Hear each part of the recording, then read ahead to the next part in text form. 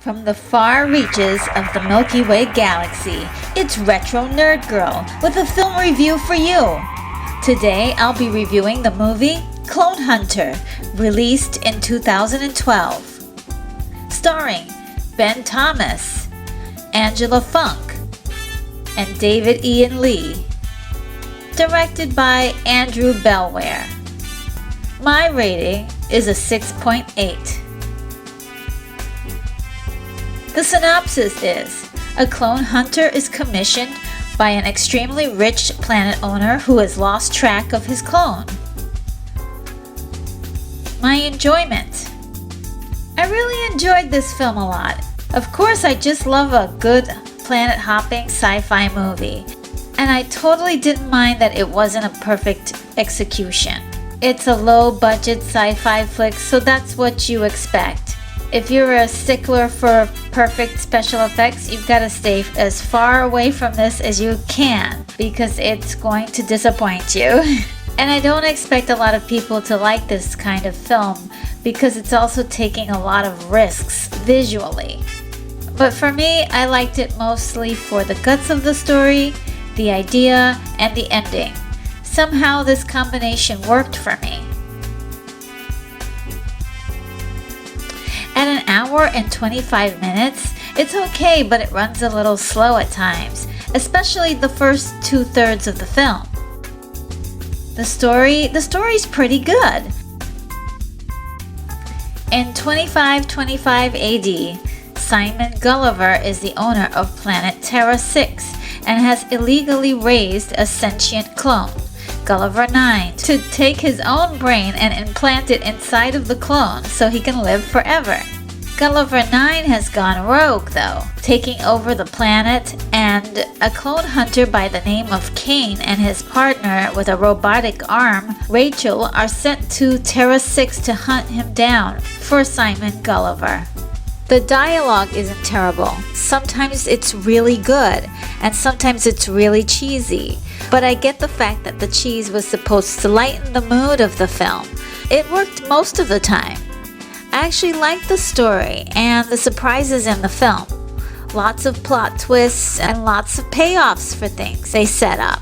And given that this was a low-budget film, the script has a lot of potential.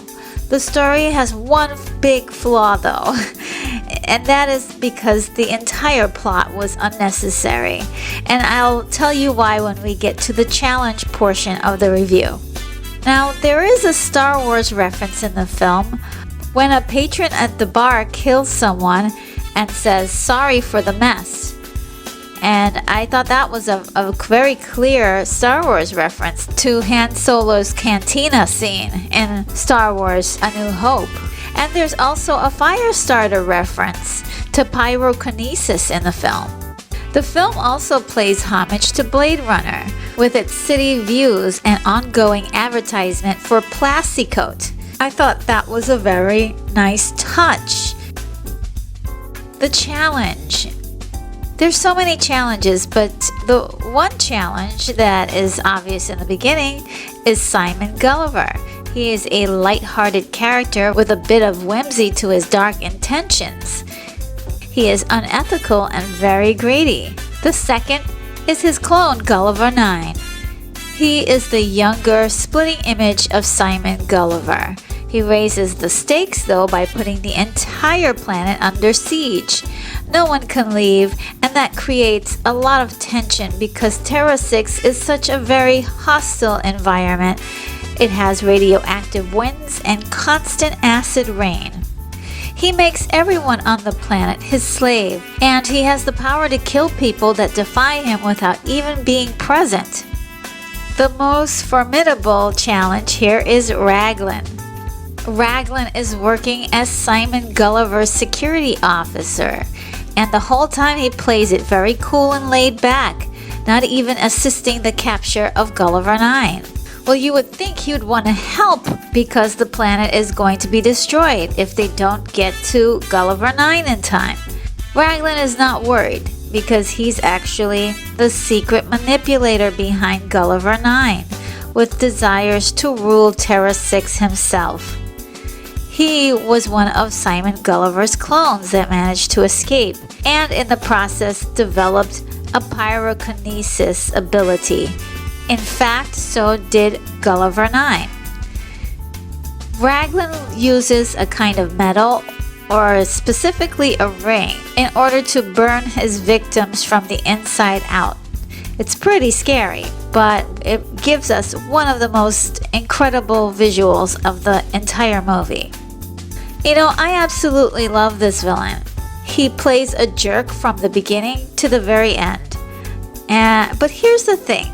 As I was telling you before, the story would be good except for one issue.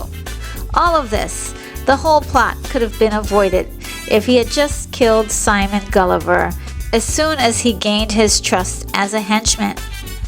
There was no overarching reason to have the clone hunter in the story, if gaining possession of Simon Gulliver's wealth was all he wanted.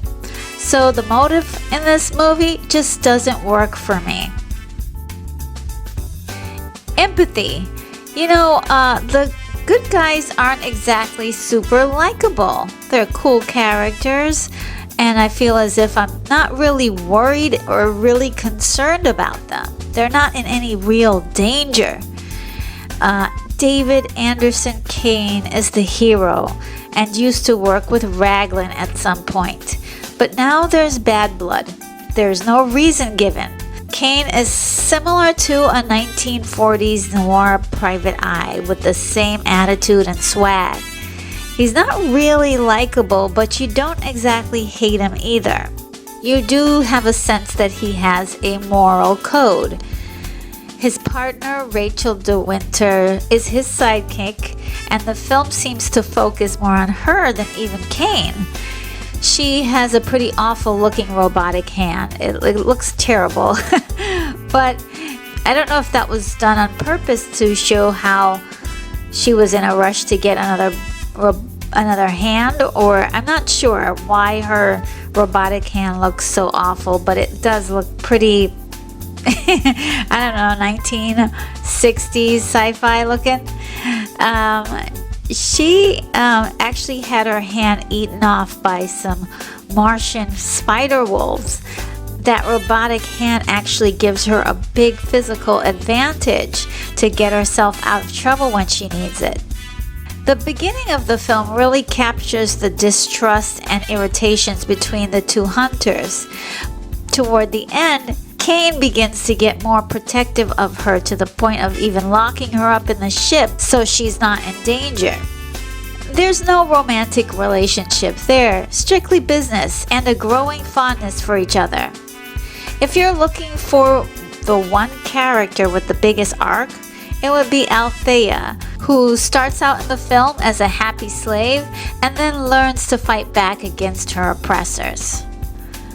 On the ship is a computerized 3D cat by the name of Naomi, which is so cute and such a very nice touch to the story. She's engineered for intelligence and also plays as the Deus Ex Machina at certain points during the film.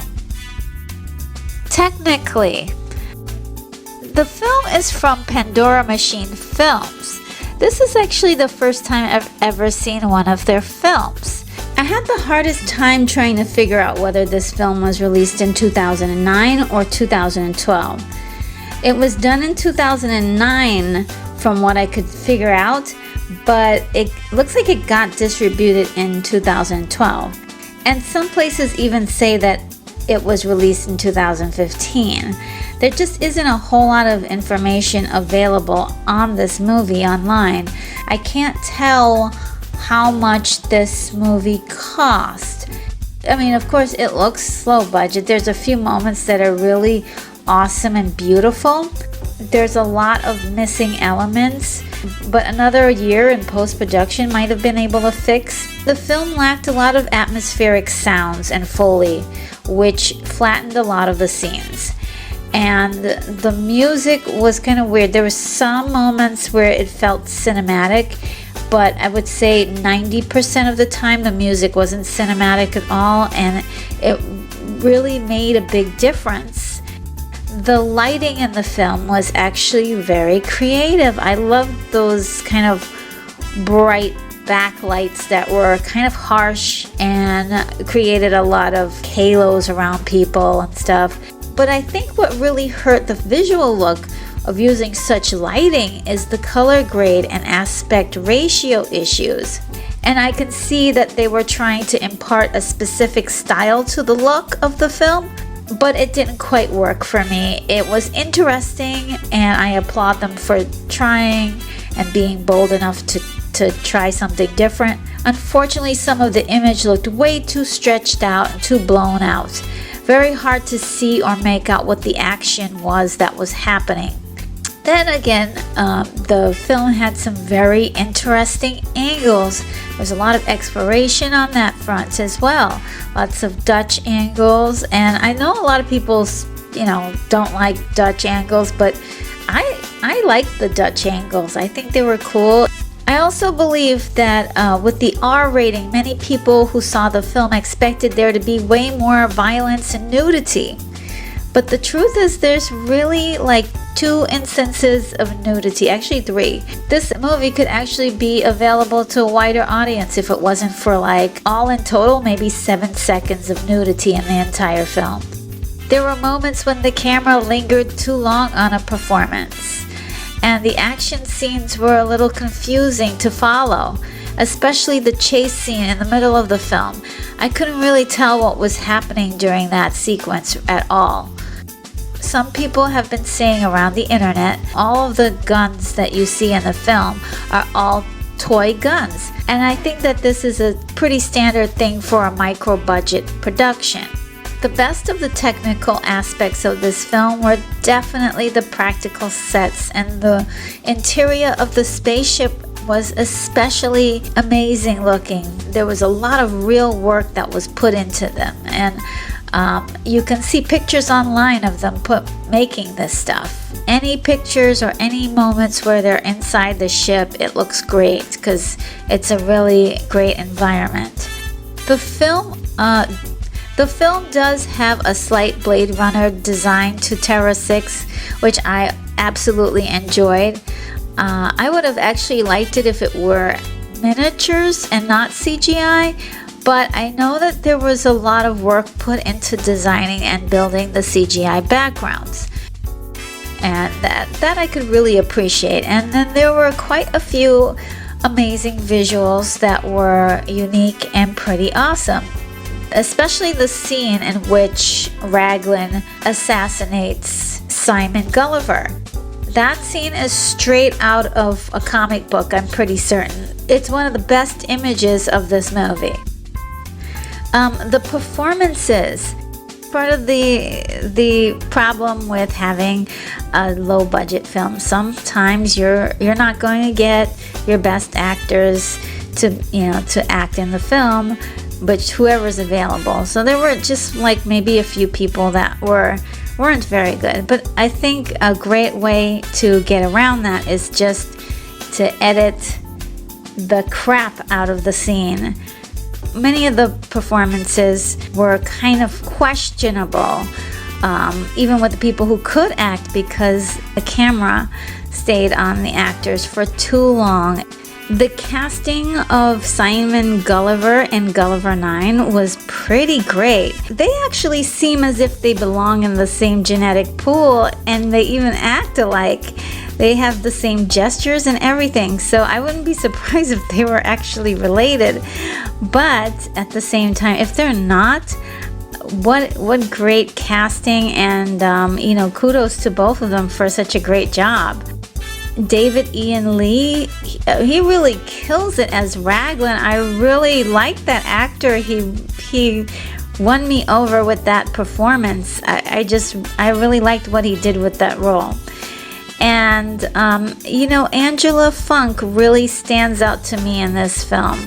She's actually a pretty good actress, and she makes her lines, even the silly ones or the frivolous ones, really believable. I would like to see her in more movies. The best part of the film, well, you know what? I have 2 favorite parts. Well, actually 3. One, I really enjoyed the very beginning of the film as the ship is trying to land on Terra 6 and dealing with the defense grid. I thought that was a great scene. There was a lot of tension, and I also like that kind of technical jibber jabber, if you will. The second scene that I liked, I think I've already told you, it's the scene in which Raglan assassinates Simon Gulliver. It was excellent. That visual will stick with me forever. The ending was really the best part of it for me because I loved all of the twists and surprises. The ending of the movie is fun with lots of twists, and I enjoyed it so much. I just got the best chuckle, I had the best time watching the last part of this film. Really, the best action begins at about the 55-minute mark. It's just, for me, definitely hands down a lot of fun. My wish list. I wish that the editing had been tighter with some of the dialogue, and maybe some big score and atmospheric Foley could have helped it along. I wish that the film had been left visually like the trailer, a bit more colorful and fun. I wish we could have had some visual flashbacks about the things that were talked about in the movie. For instance, I really wanted to see how and when and the whole event of Althea destroying Gulliver's fleet of ships. That was just mentioned, and that was something that we should have seen. I would have loved if Rachel had a different outfit at the end of the film. And she's wearing this really sexy schoolgirl outfit, and I'm totally into women wearing sexy outfits. I love it. I don't think it fit her character, especially since a few scenes earlier she seemed to be very unhappy, and she used the words quote-unquote humiliated about having to wear a sexy dress in the nightclub. And ultimately, my last wish is I wish that this is something that was made for like a YouTube, a VidMe, or a Vimeo, because then it wouldn't be judged so harshly. If it was on one of those platforms, it would have gotten more interest for the filmmakers and the actors as well. In summary, gosh darn, these guys are really trying. It's really difficult to make your own sci-fi movie, and yet alone like a low budget one, it's really hard. And some people even say don't even bother if you don't have the budget to do a movie like this. But I don't agree with that concept, because we wouldn't have as much advancements today if it wasn't for those small films, independent films, making new ground in filmmaking as we know it. I really feel like this kind of movie really needs like more encouragement. We need to encourage more creativity, and I have to say I really enjoyed the film.